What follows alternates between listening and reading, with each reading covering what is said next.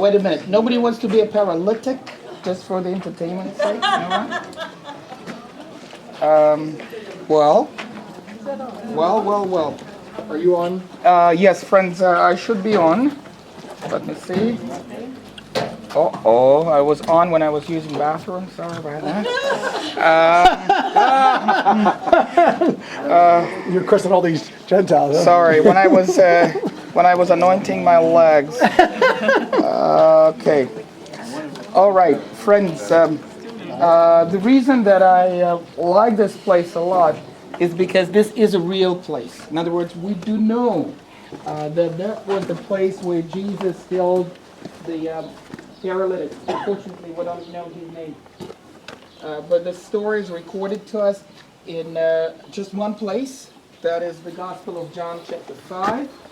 And we would like to read this. I will read this to you right from the beginning.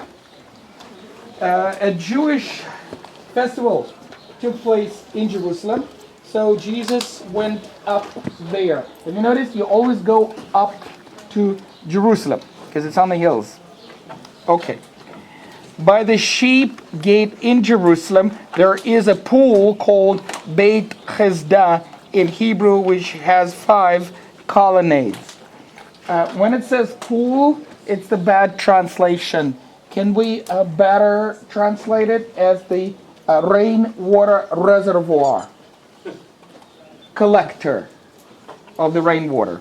How would they collect the rainwater? In a very, very simple manner. We are standing in a gully. It's a small ravine. Here there's a hill on my right. There's a hill on my left. And what they did is a very, very simple thing. Right where you guys are standing, they put a wall. They put a wall, which is a dike. Am I clear with this word dike? They just blocked the ravine. They blocked the ravine so that all the water that was running down in a rainy season would be blocked on this side or another side. What you see right now, let it not confuse you. Those are churches, later churches that were built here. So take it away. There's nothing here. Take it away, except the one wall that was going from this side to this side. Just one wall that will stop the stream of water in a rainy time. What's the purpose? Whatever. Collecting fresh water. It's fresh water so you can use it for irrigation. Have you noticed it says there was a sheep gate? Yes. What do you think those sheep was for? Slaughter. Definitely. And what was the slaughter for? Sacrifice, most likely, in the temple. Remember? And this is what we will study tomorrow. We'll study the temple a bit more closer, and you'll understand it a little bit better. But we definitely have this situation here. When the sheep were taken into here for feeding them with water, or watering them, washing them, etc., preparing them for the temple service. Can you imagine? 250,000 people, at least, could participate in the Jewish festivals in those days. 250,000 people, lots of people. So you can imagine how many sheep they needed, probably lots of them. Not everybody could afford it, but still, quite a lot of animals. Okay. Beit Hesda, the name of it. Chesed is a familiar word for you because you know about the Hasidic Jews. The word Hesed means mercy. It's a Hebrew word for mercy. Okay. Beit, like Beit Lechem, Beit Phage, Bet Any, all that is place. Word for place or house. Can be house or can be place. Okay? So the place of mercy. That's the name of this place. Okay. And 5 colonnades. Now what are those colonnades? I will show this to you on the model. When we see tomorrow the model of Jerusalem, the days of Jesus, I'll show it to you, understand. In other words, this water reservoir was surrounded by the colonnaded streets, just to give you some shade and protection from the rain if necessary. Okay, within these lay a multitude of the sick, the blind, the lame, the paralyzed. Remember what were they doing, laying under the roof in those colonnaded streets? What was the purpose? Begging? No. Waiting for Jesus to heal. Waiting for what? An Angel, no, stir the the waters, angel yeah. to come, touch the water, Yeah. stir the water, and then what happens? Then the first one The in will first get one hit. who comes into the water gets healed. How do you know that? No. No, as a matter of fact, it's in the footnotes. It's not in the main text of the Bible. It's in the footnotes. Okay, all right. Why it is in the footnotes, we'll understand in a little bit. And then we have Jesus here, verse 5. One man was there who had been sick for 38 years, and when Jesus saw him lying there and knew that he had already been sick for a long time, he said, "Do you want to get well?" "Sir," the sick man answered, "I do not have a man to put me into the pool when the water is stirred." Okay, because someone else goes there before me. I'm paralyzed. He can't move, so someone else is jumping ahead of him. Right. What would you expect if you imagine you were there? What would you expect Jesus as a good Christian to do? Saying healing. How? He told him to stand up and take his mat. No, wait a minute. You know the text, but say if you were there, right? Put him in the water. I would say kick him in the water because someone else is waiting to do the same thing. Hence the story of the angel, right? This is what we would expect Jesus to do, and by doing this, he will show the mercy, the place of mercy, right? The Bethesda. Okay, but Jesus didn't do that, as you know from the text. Okay, Jesus didn't do that because he was not a good Christian. Apparently, you see the good. Good caught. Or was he? I'm confused. You guys could correct me. However, let's see. Get up, Jesus said to him. Pick up your pick up your bedroll, your mat, and walk. In other words, he did heal him. No doubt about it. Right. He healed him, but not in the way that everybody expected him to do. And now I'm going to tell you why. Because we know this reason after the excavations that took place right behind this wall on my left. Behind this wall, the archaeologists were able to excavate a pagan shrine dedicated to the god Asclepius. And the god Asclepius is the god of healing, Greek god of healing. Okay? So imagine that if Jesus would push him, being a good Christian, into the water, guess to whom this healing would be contributed to? Right. To the Greek god of healing, Asclepius. All right? And by no means Jesus wants to do that.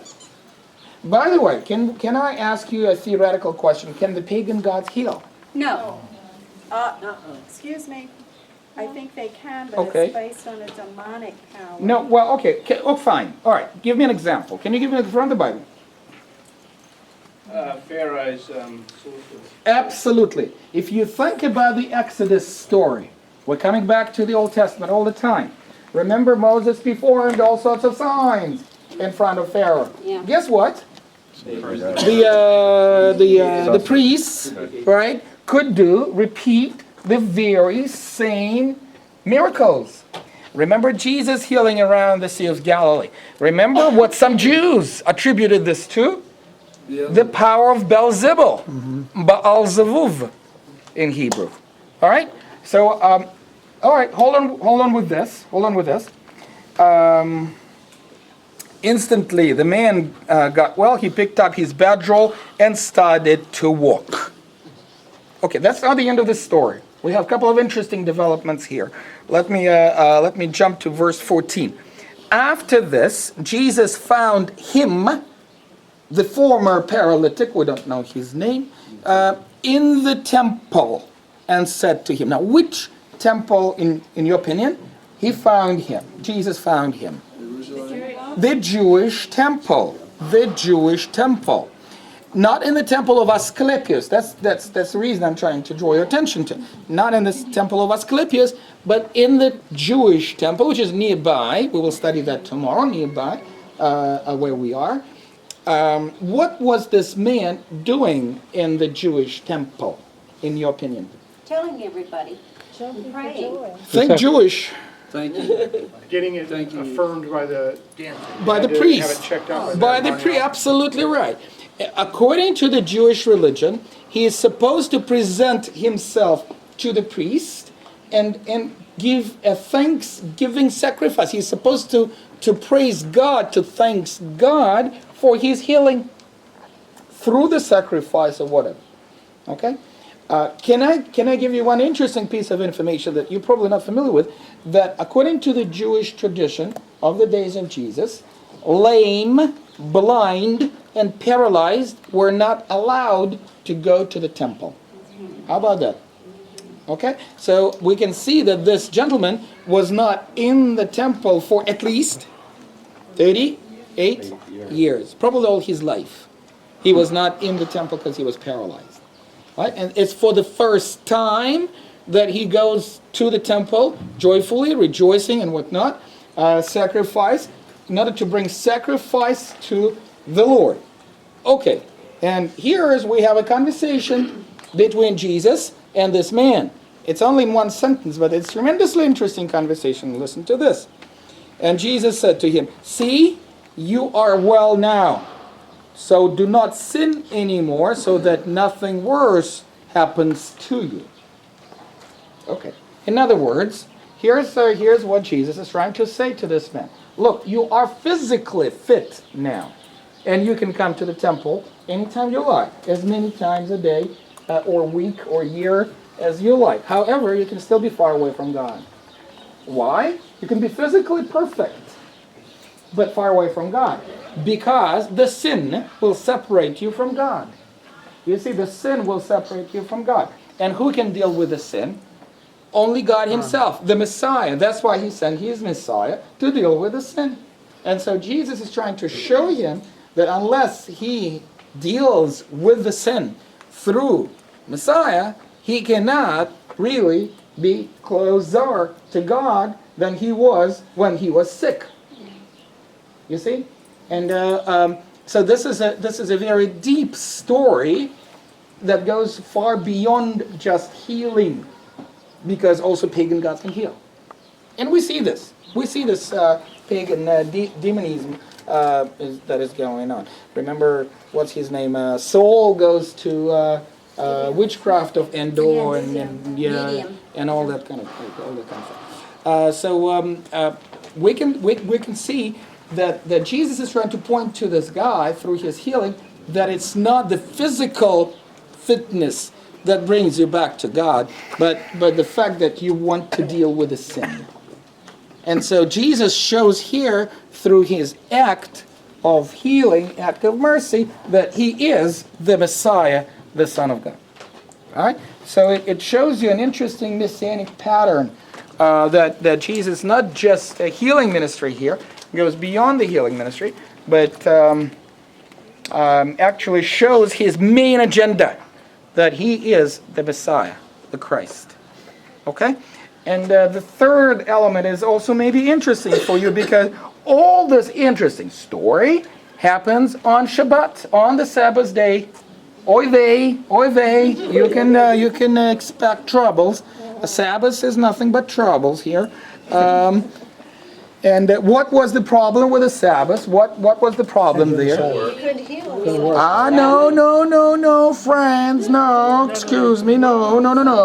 Now that day was the Sabbath, verse 10, so that the Jews said that the man who had been healed to the man that is the Sabbath, it is illegal for you to pick up your bedroll, carry your bedroll.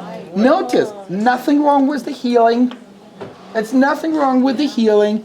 But it might be a problem of carrying your bedroll, of carrying your mat on the Sabbath, because it can be interpreted as what? As work. As work. All right. What would be the public punishment of a person who publicly desecrated the Sabbath? According to the Jewish law, stoning. Indeed. Was this man stoned? No, he wasn't. On the contrary, we meet him in the temple. Next sentence, we meet him in the temple, right? So this gentleman was not stoned. Why? Because, remember we talked about the oral laws and traditions. Apparently, different groups of the Jewish people will interpret it differently. They will interpret differently what is the Sabbath day walking distance. How long can you walk on the Sabbath day? Because nowhere in the Bible it says, nowhere in the Old Testament it says, you can walk on the Sabbath day only a mile, or only 2 miles, or only 3 miles, etc. Right? It doesn't say anything, so it can be interpreted differently. Also, carrying the mat. Is it work or is it not? It depends how you interpret it. And we had a chance to talk about it. Remember at Caesarea Philippi, that was a long time ago, I know. But we talked about it.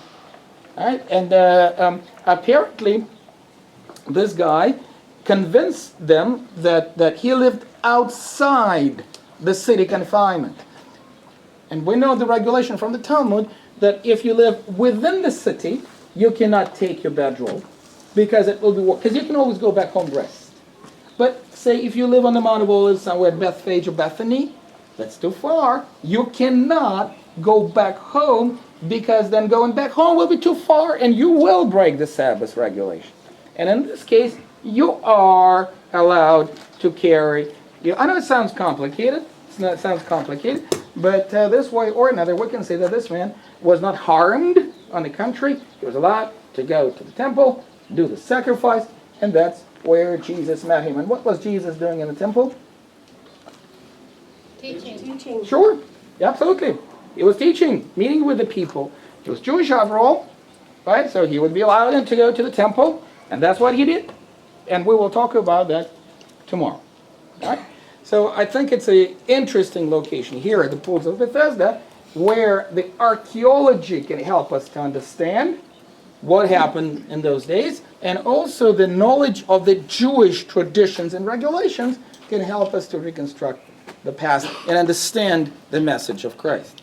All right? So what you physically see here has nothing to do with Jesus, because that's various churches that were built at this location to remember the healing episode here. So Connor is comfortably sitting here on the Crusaders bit, right? It's the Crusaders church above. The below us is the church that was built by the Byzantines earlier. And some of you can walk down and even see right below us, can see the water that is collected here by this dike.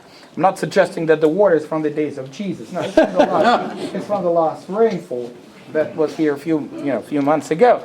But you can still see how the water is being collected. And another thing that I would like to suggest you doing is the Chapel of St. Anne's, the Crusaders church that we passed.